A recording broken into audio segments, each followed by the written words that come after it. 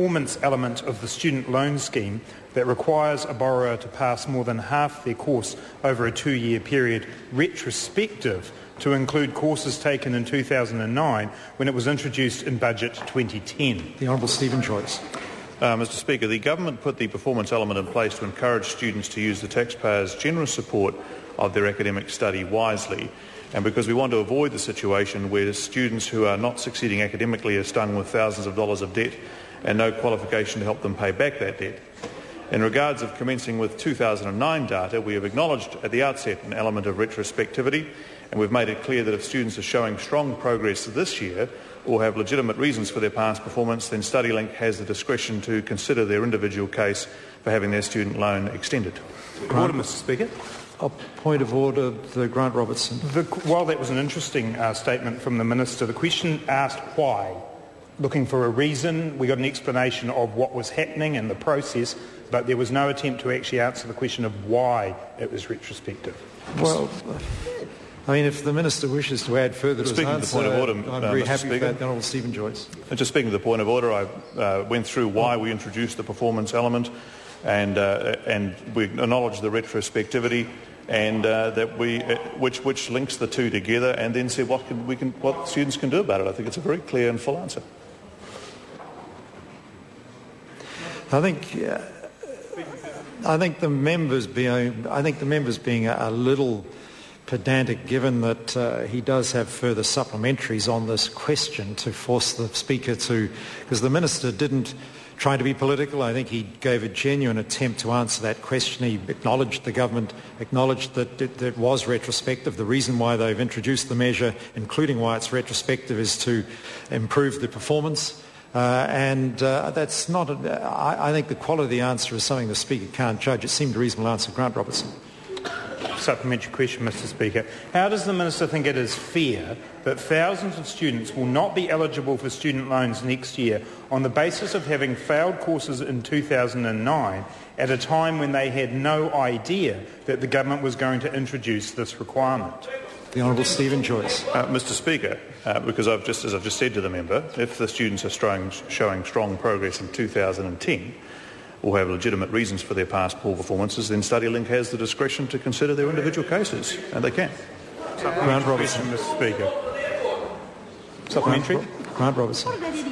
Is the Minister aware that some tertiary institutions have estimated that more than 20% of their students are at risk of not being eligible for student loans next year as a result of making the performance element retrospective? And if so, will he be compensating institutions for this loss of funding? The Honourable Stephen Joyce. Mr Speaker, I am aware via the media that one institution has claimed that, but let's think about what that actually means. It means that that institution is saying that 20% of their students are failing more than half their courses, not over just 1 year and over 2 years. Now, I have a problem with any institution actually doing that, because that says big issues with pastoral care, that says big issues with actually encouraging their students to achieve academically. And I think that institution has much wider issues which they need to address. Grant Robertson. Order. Grant Robertson. Has the Minister made any public statement... Speaker, has the Minister made any public statement that has acknowledged the retrospectivity of the performance element of the student loan scheme before today? The Honourable Stephen Joyce. Mr Speaker, on the day the decision was released in the budget, there was a press release and a series of question and answers about it, Mr Robertson, and it seems to me that you are one of the few people that haven't been awake since then, because you're now raising it an issue not in May but in 23rd. Point of order has been called. Grant Robertson, point of order. Mr Speaker, that was actually a reasonably straight question. It asked if the Minister had made any public statement on that. He didn't. He answered it about, Mr English, he answered about the department, order. Not about... No, we won't have interjections, and that was my fault. I apologise to the member that happened. The Honourable Bill English should know better than interjecting during a point of order. But, the Minister did answer the question. He said he disputed basically the allegation, the question being asked, which was a fair question, was had the Minister made any public statement about the retrospective aspect of this issue.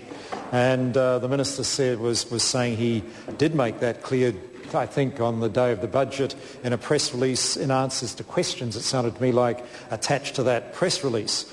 And then I admit, I acknowledge the Minister then threw in a little bit of a political jibe in suggesting the member hadn't noticed that in slightly different language. But we can't cut out that. I don't think it was a particularly vicious political jibe, and at least he answered the question. Had he started his answer that way, I would have pulled him up totally, but at least he did answer the question. Point of order. Well, point of order, the Honourable Annette King. There's just one part of your ruling that I thought you had admitted to include, and in fact the Minister brought you into the question. If you go and look, he addressed the member as you, and I do remember that the poor old member who asked a question yesterday was made to apologise for including you in an interjection. Speaking to the point of order, Mr Speaker, I apologise profusely for drawing you into it. I, of course, was referring to the fact that Mr Robertson being asleep at the time. Point of order, Mr Speaker. The only fair thing now is to hear Grant Robertson. No, it's a different matter. Point of order, Mr Speaker. I seek leave of the House to table, and I would not normally do this, but because of the Minister's answer, I seek leave of the House to table the Minister's press statement on Budget Day on this matter that did not contain any questions. Leave is sought to table that document. Is there any objection? There is objection. Question number 10, Aaron Gilmore.